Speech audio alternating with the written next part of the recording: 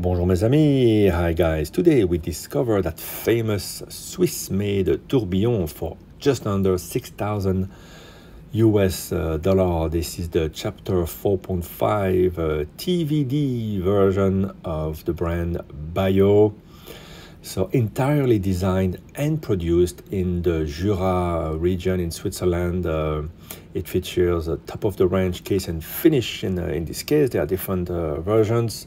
The case is made of a grade 5 titanium with a tantalum grade DLC coating, which is developed by Positive Coating for BA111OD. It's 40 millimeters in diameter by just 11 if you don't count for the domed sapphire crystal with double anti-reflective coating, which itself features a nice technology. There's NFC technology within that glass.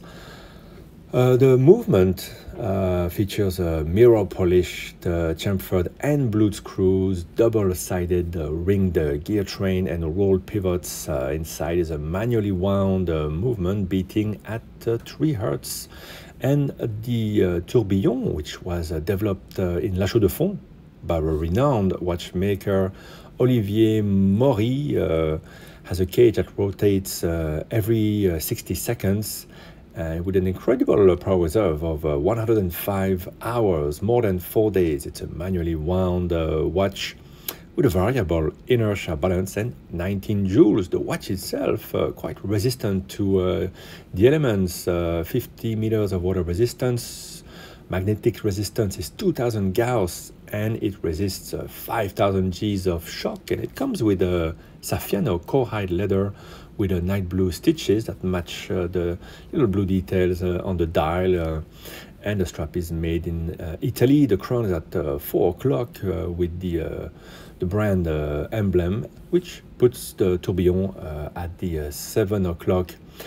So yeah, BA111OD in general offer modern, sleek timepieces, usually under the 1,000 euro price point.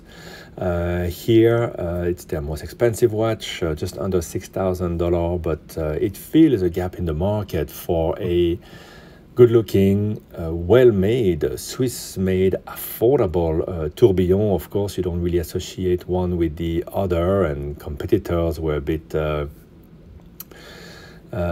ruffled by this, but journalists ran an investigation, and to the benefit of this chapter 4.5.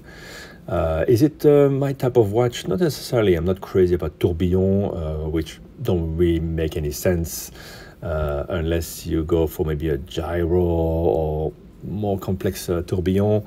That we've seen doesn't really add anything to the accuracy of the watch. It was designed for pocket watches, but it's a cool thing to show, cool thing to have in the collection as well. Also, the open works, not my preference, but there are versions of this watch with a full dial, and they look quite good actually. Here with this watch, you have a great full package for an everyday watch, and also you even have a bit of superluminova on the hands. You can really use it all the time.